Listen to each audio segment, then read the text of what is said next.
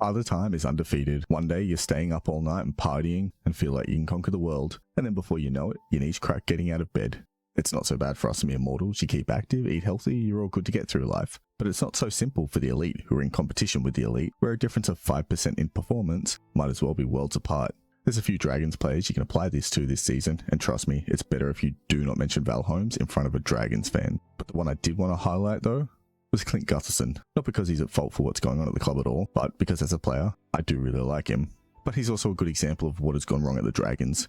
So no, I'm not really here to trash a player, though it might sound like that at times. He's always given his all, and at the Eels, his defining trait, much like our own Dylan Edwards, was just how hard he worked for his team. He would have had as many try-saving tackles as any fullback in the game through sheer desperation and effort, and I believe he truly earned his rep jerseys. As an example, in the Eels 2023 season, Gutho had 14 try assists to Moses' 15 as they powered their way to a grand final, and Moses is the big bad State of Origin half who did the impossible in the 2024 State of Origin series up there at Suncorp.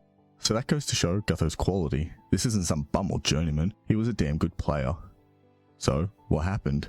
Well, the harsh reality is it just looks like that time. There's no doubting that the mind is willing, and he'll always be the kind of guy to give 110% for his mates, which is commendable. But at 31, you can see he's missing a step now, with the strain of a highly physical contact sport in one of the most athletic positions on the field seemingly taking its toll. In 2024, he had knee surgery to remove fluid from his knee, and it was around this time that questions really started to be asked about the future of the fullback role at the Eels, and there was a growing vibe among the NRL community that the Eels roster needed a refresh after a sharp decline since the highs of the 2023 season, which surprisingly happened in a single season.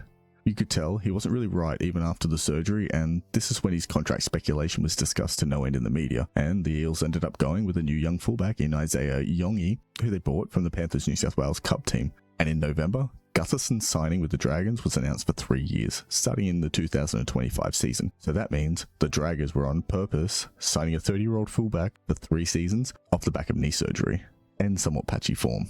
Probably not the best investment for such an important position, and the club ended up finishing 13th in 2025. Then 2026 happened, and oh boy do I feel for Dragons fans.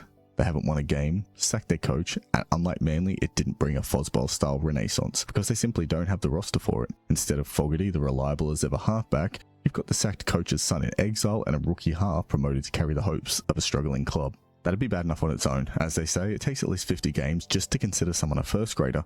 There's certainly no Tom Turbo, who's a generational talent in his own right, or even his replacement while injured, Tolu Kola, who's got 91 games of experience and is a good footballer in his own right, and is one of the fastest, most athletic players in the sport. No, what they've had is Gutho, who's doing his best, but is either injured or not performing to the elite level they'd need from their fullback with the inexperienced halves, in the style of someone like, say, James Tedesco at the Roosters, who can and does really step up when the Roosters need it. Then to add insult to injury, this past week, they've moved him to centre for their match against the Knights, and they got smashed 44-10, with Greg Marzu scoring 5 tries down that side, and Gutho himself having multiple errors and penalties against him, and 5 missed tackles. As harsh as it sounds to say, the team needs better from a player of his stature in the team, as one of the most experienced players who should have been going there as a marquee signing.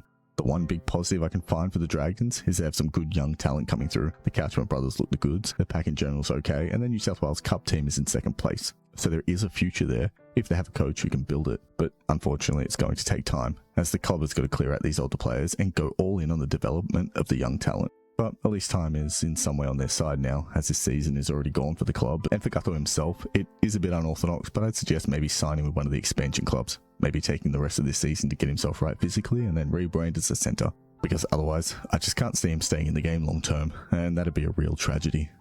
But what's worse is watching a loyal fan base of a proud club with a long and storied history suffer as they are.